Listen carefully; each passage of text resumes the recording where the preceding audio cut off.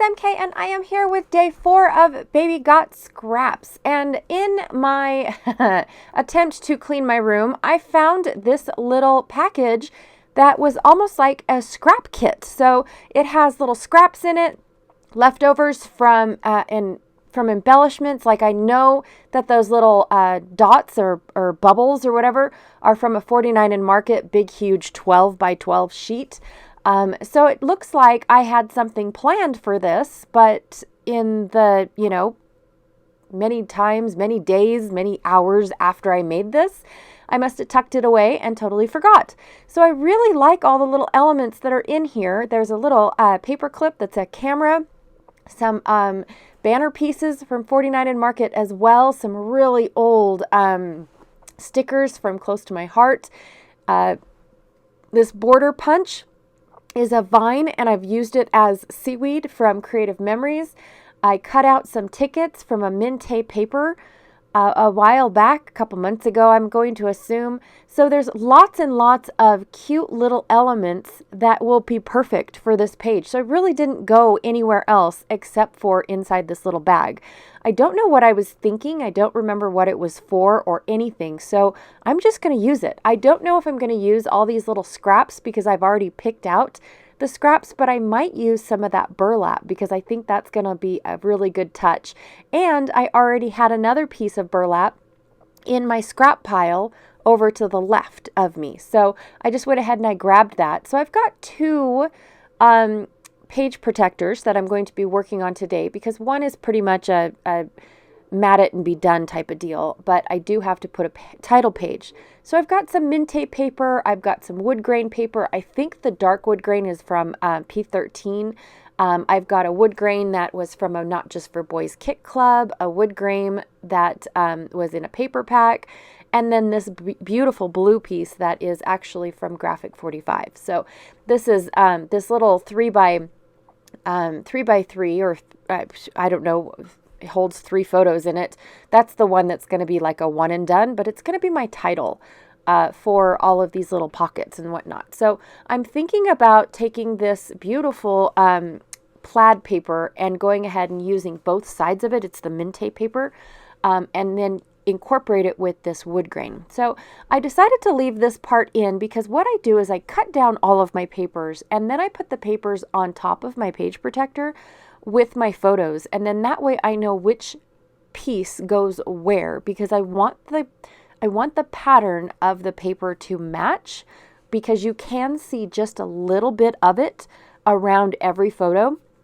And that's one of the things I like about pocket pages, but when they don't match up and you just see that little bit, it's kind of obvious. At least it is to me. And so I try my hardest to keep all the papers in order. For this tree ring side, I'm going to go ahead and just cover up the entire left, well, I guess it's left side now, with this wood grain. And I decided to do the dark wood grain on this side and the light wood grain on the other side, even though you're not really going to see either one of them. Like I said, it's just a sliver going around all of the photos. So for this side, just as a change, I decided to keep all of my elements within the pockets. I know that's different for me. Because normally I would have taken all these photos down here on the 3x4 cards. I would have taken all those photos, all those tickets. I would have done that whole thing as one 4x6 pocket and put it on the outside. But I had a few people ask, why don't I just make a 12x12 page instead of going through all of these little fiddly bits with a pocket? I like the interest. I like how different it looks in my album. In fact, when my kids are flipping through the albums, it's these pocket pages that they stop at and stare at the most, because there's so much going on in these pocket pages that it just makes them want to go, well, did you notice that? Did you see that? And they just have more interest. It's almost like they're more interactive than just a page in a pocket, or a page in a page protector. And so I enjoy doing them. It's not preserving all of this stuff. I scrapbook for a creative outlet. I don't scrapbook because I expect these books to find their way into my children's homes. For one, I feel really bad because I have an entire wall of scrapbooks, you guys. They're just my creative outlet. They are not intended for anybody to go and keep them. I mean, if they want to, fine, that's great. But I do have 2 specific albums for each of my children. So when they leave and they're ready to go and have lives of their own, they have 2 albums, and that's it. And they're all about them albums. These albums here are, are just basically my creative albums. They're just my I want to play today album, or oh my gosh, what a cute photo album, but they're really not what I intended for the kids. And so, like I said, I've got 2 specific albums per children that highlight their lives each year. So it's a 2-page layout that this is what you did all year this year. Some of them have a lot of photos and hardly any scrapbooking around it. And some of them have very little because we didn't do very much, right? Or they were babies and all they did was lay around and sleep all day. So I just have to say that I do have specific albums that, are for them if they choose to ever take them. But then these ones here are just my creative outlet, you guys. In all honesty, I love to play. I love to see what I can do and what I can make and use up all the pretty stuff and then go and look at it later. That's all it is.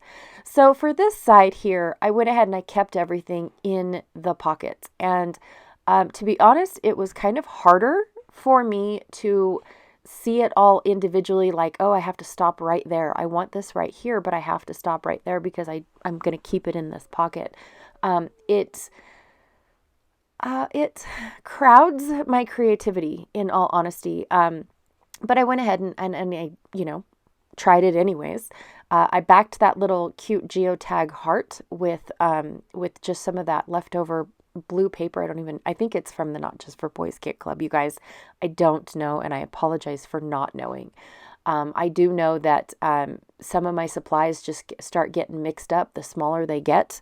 And I don't know the names of everything. I don't know the manufacturers of everything. I just play with what I like, and that's about it. I do want to thank a viewer for telling me what my mystery paper was for layout number 1. So thank you so much for that. But in all honesty, it I don't know, and I love watching all those people that do know every supply and every designer that made that piece of paper or designed that piece of paper. I mean, that is phenomenal that you know all that information. That is cool. Oh my gosh, my brain hurts just thinking about it, just trying to remember it and then saying the name wrong. And oh yeah, it's just one of those things, you guys, and I apologize about that. So anyways, I'm taking my Creative Memories border punch.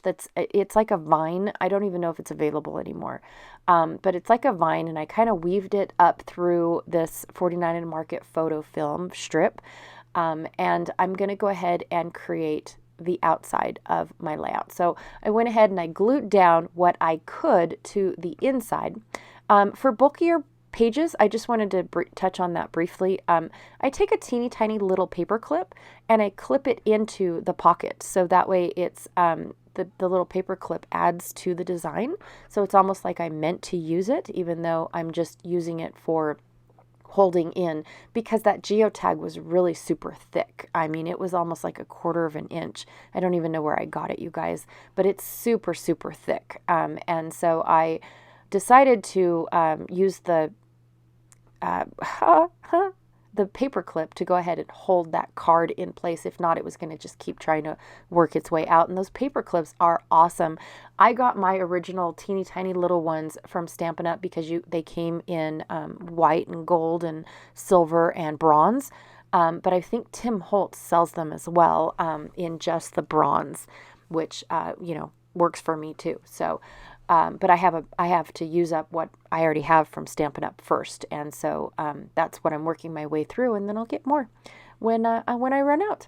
All right, so I've decided to go ahead and, you know, just put my film strip right down the center. I did leave it, I did not mean for it to be so close to my son's face, but that photo is almost identical to the photo down below. In fact, I almost omitted it, but then I realized that I already have one, you know, giant 4x6 space that's pretty blank. I'm going to use that journaling or that card over there on the left, the bottom 4x3 card for journaling, to just kind of document how my son is a water baby. I mean, seriously, he loves the water, no matter whether it's the ocean or a pool or it's a shower. I mean, he loves the water. Every time we stopped the boat, he's about 4 years old in these photos, and every time we stopped the boat, he was ready to jump in. He is like, can I get in now? And we're like 300-400 feet deep in the ocean. And we're like, no, you're not swimming in this. And he finally gave up. But, you know, he's sitting here kind of pouting in these ones because he really wanted to just jump into the water. He's like, what is the point of being on the water if you're not in the water? And he still does it today. He just sees the water and he just wants to go get wet. It is just phenomenal. I love it.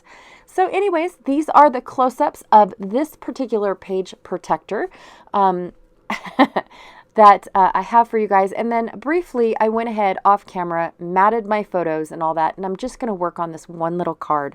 Now the 4x6 wood grain had that little notch where a like the hanging hole is supposed to go.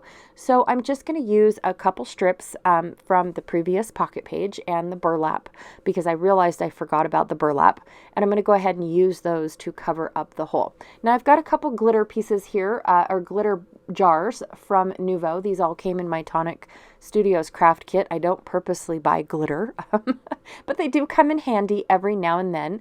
So I have these uber old Heidi Swap.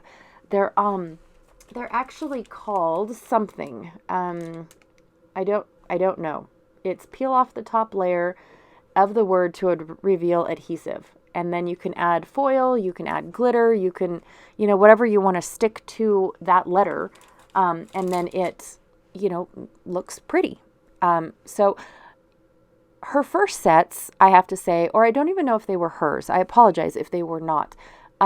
They were awful because the adhesive on the back was not all that great. So as soon as I start rubbing on the glitter or the mica, no, they're not mica flakes, gilding flakes, anything else that I was adding to it, it would instantly go underneath, and now I don't have a sticky word anymore.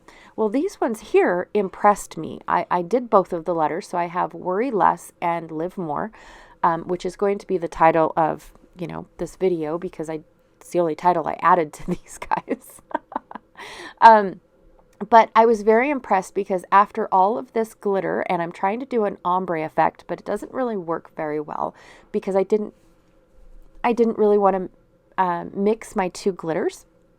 But I do like the two-tone effect. I do like how it looks in the end, even though I didn't get the effect I was really going for. But like I was saying, these impressed me because even though I sat here and I rubbed it on, I did everything that I normally do when I was working with the individual alphas. But these are, like I said, letters. And so I go put them on my page, but I'm gonna make the strips first before I do that. And they actually stick. They actually are really decent sticking. I did not have to add any extra adhesive whatsoever to any of these letters, to any of these words. So I was very impressed with that, because I don't think I've been using them, because of the fact that it's like, oh, what a pill to have to sit there and go through all that work to make them to begin with, and then turn around and add more adhesive to the back when they're supposed to be sticky backed.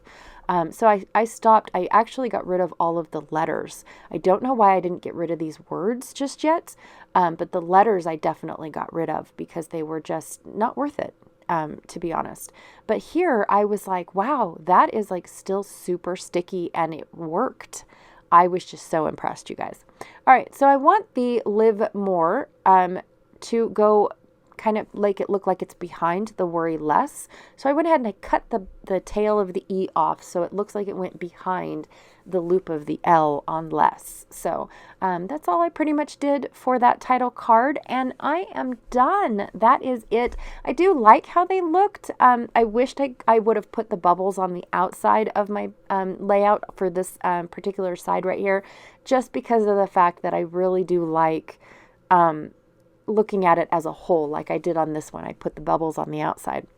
But in the end, it is a-okay. I did ink this viney piece because that print that I used, the paper that I used, didn't cut very well on my punch, and so I definitely had to ink the edges. But I really like how that kind of adds a two-tone layered look. So anyways, thank you so much for hanging out with me today. I really, truly appreciate it. Be sure to check out everyone else that is playing along with Baby Got Scraps. I am having a blast watching everyone play with their scraps and seeing what they're doing. It is just so cool, you guys. I am loving it. All right, I will see you guys all tomorrow.